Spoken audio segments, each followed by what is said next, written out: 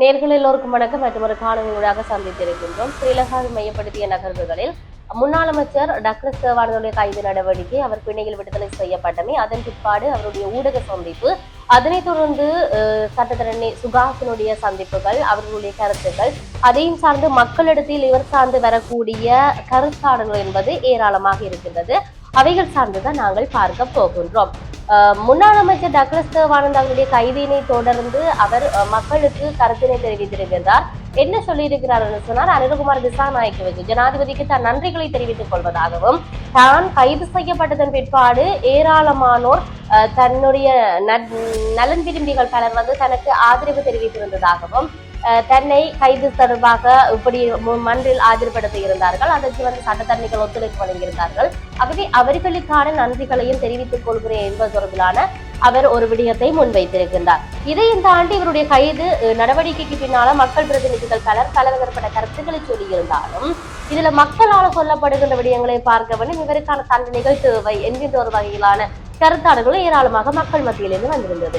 இன்னொரு பக்கம் அவருடைய நலன் சார்ந்த ஆதரவாளர்களால இது தவறான விடயம் என்பது தொடர்பிலான வசனங்களும் வந்திருந்தது. இது இவ்வாறு இருக்க, சட்டத்தரணி சுகாசுடைய கருத்துக்களை பார்த்தால் டக்ளஸ் தேவானந்த சாதாரண குற்றவாளி கிடையாது, அவர் ஒரு சர்வதேச குற்றவாளி என்பது தொடர்பிலான குற்றச்சாட்டை அவர் முன்வைத்திருக்கின்றார். இபிடிபி கட்சியினுடைய செயலாளர் நாயகமும் முன்னாள் அமைச்சருமான டக்ளஸ் தேவானந்தா வெறும் ஆயுத மோசடியோடு மாத்திரம் தொடர்புபடவில்லை, அவர் சாதாரண குற்றவாளி கிடையாது, அவர் சர்வதேச குற்றவாளி, அவருக்கான விசாரணைகள் தண்டனைகள் என்பது ஏராளமாக வழங்கப்பட வேண்டும் என்பது தொடர்பிலான ஒரு விடயத்தை அவர் முன்வைத்திருக்கின்றார். அரசு இயந்திரத்தோடு சேர்ந்து ஒட்டுக்குழுவாக இயங்கி தமிழர்களுக்கு எதிராக பல நூற்றாண்டு கணக்காக கொலைகளை செய்து வந்தவர், கடத்தல்களை செய்து வந்தவர், காணாமல் ஆக்கும் வன்புணர்வுகளுக்கு பொறுப்பு கூற வேண்டிய ஸ்ரீலங்காவினுடைய ஆக பெரும் குற்றவாளிகளில் முதன்மையானவர் இவர் என்ற விடயத்தை சுகாஸ் தெரிவித்திருக்கின்றார். தமிழ் தேசிய மக்கள் முன்னணியின் ஊடக பேச்சாளர் சட்டத்தரணி சுகாஸ் இந்த விடயத்தை சொல்லியிருப்பதை நாங்கள் பார்க்க கூடியதாக இருக்கிறது. உண்மையிலேயே இவர் சார்ந்து வரக்கூடிய நகர்வுகள் என்பது ஏராளமாக இருக்கிறது.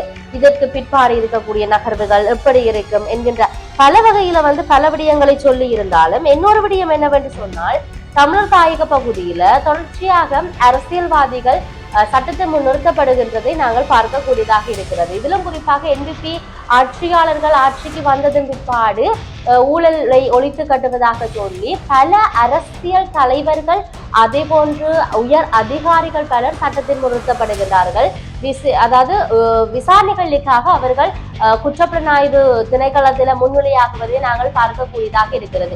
தெற்கை மையப்படுத்திய அதிகளவிலானவர்கள் கைது செய்யப்பட்டிருந்தார்கள், அவர்கள் சட்டத்தின் முன் நிறுத்தப்பட்டிருந்தார்கள், அவர்களுக்கான தண்டனைகள் வழங்கப்பட்டிருக்கின்றது, விசாரணைகளுக்காக அழைத்து செல்லப்படுங்க. முன்னாள் ஜனாதிபதியில் இருந்து இருக்கக்கூடிய உயர் அதிகாரிகள் வரை சென்று வருவதை நாங்கள் பார்க்கின்றோம். ரணில் விக்ரமசிங்க சென்றிருக்கின்றார், மைத்ரிபால சிறிசேன சென்றிருக்கின்றார், மஹிந்த ராஜபக்சே, நாமல் ராஜபக்சே என ஏராளமானவர்கள் குற்ற விசாரணைக்காக வேண்டி குற்றப்புலனாய்வு திணைக்களத்துக்கு சென்று வருகின்றார்கள், அவருடைய விசாரணைகளுக்காக வேண்டி.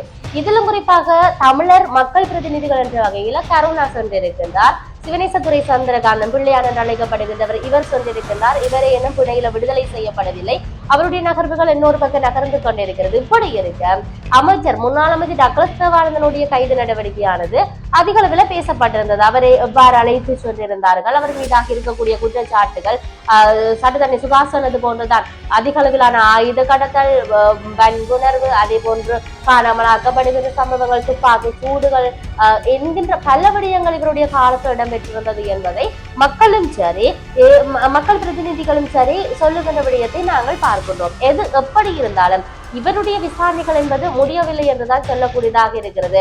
நாளுக்கு நாள் இவருடைய விசாரணைகள் தொடர்ச்சியாக இடம்பெறும் என்பதையும், இவரை போன்று இருக்கக்கூடிய அதாவது என்னும் குற்றங்களை செய்துவிட்டு மறைந்து இலைமறை காய்களாக இருக்கின்ற, இல்லாட்டி ஊழல்வாதிகளாக இருக்கின்ற, இன்னும் மக்களுக்கு ஒரு சரியான ஒரு நிறைவான ஒரு வேலை திட்டத்தை வழங்காமல் இருக்கின்ற அதிகாரிகள் எல்லாரையும் விசாரணைகளுக்கு அழைத்து செல்வது தொடர்பிலான அவர்களுடைய நடவடிக்கையானது அரசாங்கம் மேற்கொண்டு இருக்கின்றது என்பதை சொல்லக்கூடியதாக இருக்கின்றது.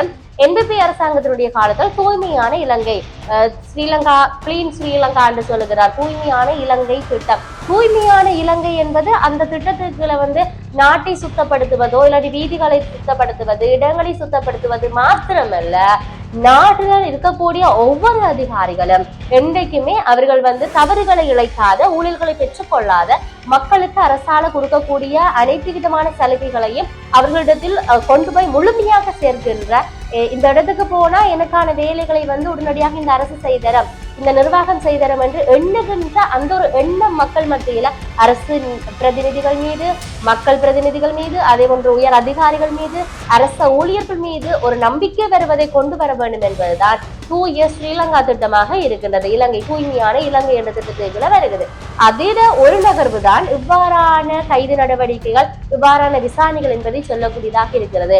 இருப்பினும் நாங்கள் பொறுத்திருந்து பார்ப்போம். முன்னாள் அமைச்சர் டக்ளஸ் தேவானந்தருடைய கைது நடவடிக்கை, அவருடைய பிணை விடுவிப்புக்கு பிறகு இருக்கக்கூடிய விசாரணைகள் எவ்வாறு நகரப் போகின்றது என்பதை மற்றொரு பதிவுடாக சந்திப்போம். வணக்கம்.